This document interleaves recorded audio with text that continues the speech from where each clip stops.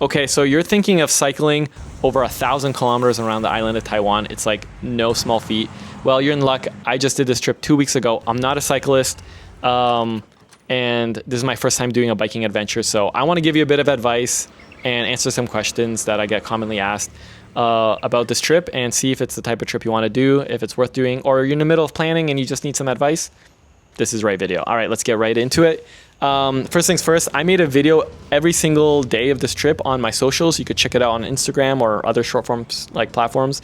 That was a lot of fun to make. I put a lot of effort into those. It's more the feel. There's not specifics like I went to this specific place. You know, it's a bit of that, but it's more how does this trip look like? How does it feel like? So anyway, check those out if you want a little bit of a story time and kind of feel this trip out day to day. Anyway, let's get right into it. First things first, bike rental or bring your own bike. I rented a bike. And the reason I rented is I want the least amount of friction for this entire trip. I want to arrive, get on a bike, go around the island, drop off the bike and leave. I don't want to figure out how to, buying my own bike and gear and figuring out all the parts, packing it, figuring out the train logistics, taking it on and off the train. You got to get an extra ticket and it's a whole thing. So if you want least amount of friction, you just want to do an adventure, you're not like a cycling nerd, just rent a bike. You're going to be fine. I used Matthew Bikes in Taipei. No connection or affiliation or anything, but they were great. They were very affordable. I rented it for 15 days. They had good customer service. If there was something that I had an issue with, they had connection around the island to help me sort those out, pop tire or broken tail light or whatever. It all worked out in the end. So if you want low friction, do that. But if you're really into cycling or your bike best or you want kind of a little bit of an extra experience, I've seen other people bring their own bike and I'm sure they enjoyed it. It was great. But for what I've done, it was great also. So renting a bike, no problem. Next, accommodation, hotel, bike packing, like bringing a tent and wild camping and stuff. Hostels, what do you do and how do you do it? Really simple. This is what I did. I'm in my 30s. I'm kind of past the hostel experience. I kind of want a little bit more comfort. So this is what I did. I arrived at my town or city each day and I booked on the spot. That's mostly what I did. I just looked at booking.com, trip.com. When I arrived at my destination, found a hotel and went there. They're all biker friendly as far as I know. As far as I went, they'll probably be specific if they are not. I never had any issues with my bike, either putting it in the room, outside the room, in the hallway, near the front desk, whatever. I never used my bike lock once on this trip, so no problems there. So yeah, I got a hotel. It's usually pretty affordable. And I just wanted that extra privacy. That's the reason. But hostels are also great. I think I did hostels 2 times and you get to talk to other people and it's cheaper and it's a whole thing. So hostels are also great. Do you need a bike? Do you need to go camping and stuff? Listen, if you don't have experience with bike packing, I probably just wouldn't recommend it unless you've done about a bunch of shakeout rides or you have experience with bike packing anyway. Try to enjoy Taiwan for what they have to offer. And do bikepacking trips that require a bikepacking setup or something, more wild stuff or whatever. So it's really not necessary here. And then that moves on to the next bit, which is food and convenience stores. You've probably heard it before, but there's convenience stores all over the island. You don't have to worry about food. 80% of the time, I just ate at convenience stores because I just sort of want to keep moving. That was my shtick. I want to keep enjoying this trip, filming, taking photos, and be on the move.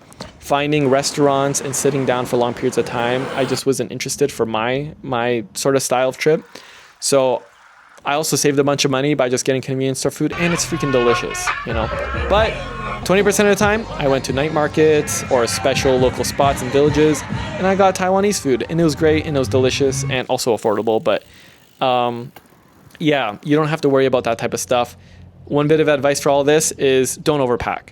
There's convenience stores everywhere. Just bring in 1 or 2 bottles max, unless you're in more wild areas and you have like a longer distance between convenience stores. But the longest stretch, even out in the mountains, like crossing from the west to east, they still had a couple convenience stores in the mountains. So you don't have to worry that much about, overpacking or anything like that. That leads us to the next bit, which is gear. What do I wear? What do I bring? This is what I did. I had a really small packable backpack. I had my biking gear I wore during the day. When I arrived at my hotel, I took it off, washed it in this bag, hung it on a laundry line in the hotel room, put on my sleeping clothes, sleep, wake up, change, repeat, right?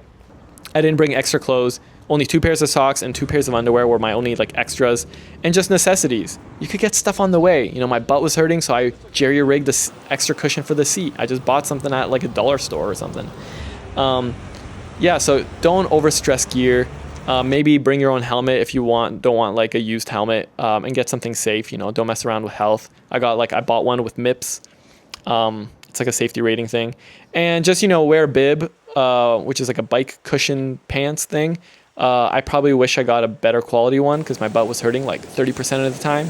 That was probably the thing that could have been most improved. But once I like jerry rigged the cushion, I was fine. So anyway, gear, don't overpack. They have stuff around the island. You could buy things as you go. You know, Giant is the bike brand from Taiwan. They have a lot of Giant stores everywhere. So you could just buy biking gear on the fly if you need. So bring minimum and then get things as you need. Next, the route. How did I pick my route? So a lot of people are asking, should I go just the East Coast? They say skip the West. It's not as cool or it's not as fun. Listen, I recommend doing the whole island, but don't be strict about a specific route or a specific path. There's a lot of options. I just wanted to go around the island, but it's not like I took biking route number 1 the whole way. In fact, for the first like 4 or 5 days, I took all the alternate routes. I wanted the most scenic views, the most interesting things to go to and experience, and kind of more serene, away from traffic and things like that. It took a little bit longer each day. It made the trip a little bit longer, but it was worth it. I found it was worth it. And I took some alternate routes in the mountains a few times. I went to Taroko Gorge, you know, on the East Coast. That was like a detour. Whatever. I took a train once. I'll explain that later. So what I did specifically is I went on bikeexpress.com.tw, Taiwan or whatever. I took the 9-day cycle route. And then from there, I just adjusted each morning how far I thought I would go that day. Sometimes I went farther, sometimes I cut myself short because, you know, I booked my hotel sort of on the spot, right? So based on my abilities or my conditions, if it's raining, you know, I stop short, whatever. And adjust on the fly. That's the important thing here. Adjust on the fly. Get the route, have a feel for the whole trip, see how it looks like to do in 7, 9, 14 days. See what it'll fit your style or your abilities, and then just adjust on the fly. I turned the 9-day route into 13 days, so I could have an extra rest day, some half days, some detours, and it worked out fine for me. You don't have to make your own GPX files. You don't have to make your own maps. Trust that the people have done this tens of thousands of times, hundreds of thousands of people, whatever, and just trust their routes, trust their advice, because you're the newbie here. So, just follow what they could do and then adjust accordingly to your own preference. Up next, best places I visited. I really like Hsinchu City. There's this kite park on the west. Love that. Sun Moon Lake, it was okay. I kind of wish, maybe I'll go back and check it out again. I wasn't really vibing with it. But going there and coming from there was really awesome. I love going in the mountains. I went to Alishan, a different trip, and I loved it there, so I recommend it. So if you want to go a detour in the mountains, great, do that. I do wish I went to Tainan City. I didn't go. I kind of skipped that, so a lot of people recommended that. So next time I would do that. But I had a rest day in Kaohsiung. That was really great. I feel like I didn't need it, but I took it anyway just to see what it's like. Cool city. Night markets are great. But yeah, another place I really loved is on the East Coast. There's like a range. I forgot the name. High something range. It's near Yuli. It's like between the city of Yuli. And it's beautiful out there. I love it. It's one of my favorite parts of the whole trip. I love the rice fields and the mountain range on the left and the right. I'm more of a mountain type of guy instead of like an ocean type of guy. So I really appreciate like mountain views and stuff. And Taroko Gorge was really cool too. One thing to know is they had an earthquake a couple years ago, so everything is pretty much closed except for the main road through, and those are based on time slots, so you have to get in and out at certain times, so it's kind of stressful. But all the hiking paths and most of the times are kind of barren because of the earthquake. They're doing a lot of repairs. Should you skip it? If you have time, do it. Just go. But if you don't, it's not the end of the world if you skip it, honestly. I know in a couple years it'll probably be improved and get better, and at that point it's probably like a must-see anyway. So if you have time, go check it out. And Suao Highway. Should you go? They say it's dangerous. You got transport trucks and all that stuff. I skipped it because I wanted a different experience. I took a train. I took a little bit of a stretch, like an hour and a half with a train to see what it's like at that portion of the trip on the East Coast. And I thought it was pretty cool. It was fine. I'm getting mixed messages of whether it's safe to do the Suao Highway, when and where. They say it's like a new road and an old road. No one's taking the old road anymore, so it's safe to do. I don't know. I haven't done it. I just took the train. So if you want that experience, that's what I did. And I think it's worth it. It kind of gives you a moment of rest after biking so long. So I thought it was pretty nice. Yeah, that's kind of all I have to say. If you have any more questions, there's probably a lot of other things I've missed about this trip. Just just put a message in the comments or send me a DM, and check out my Instagram for the day-to-day videos. That'll give you a lot of inspiration of where to go, cool sights to see, and sort of the general feel for the entire trip. All right, that's it for this video. Thanks, and have fun on your adventure. I really hope you do this. It was a lot of fun. So yeah.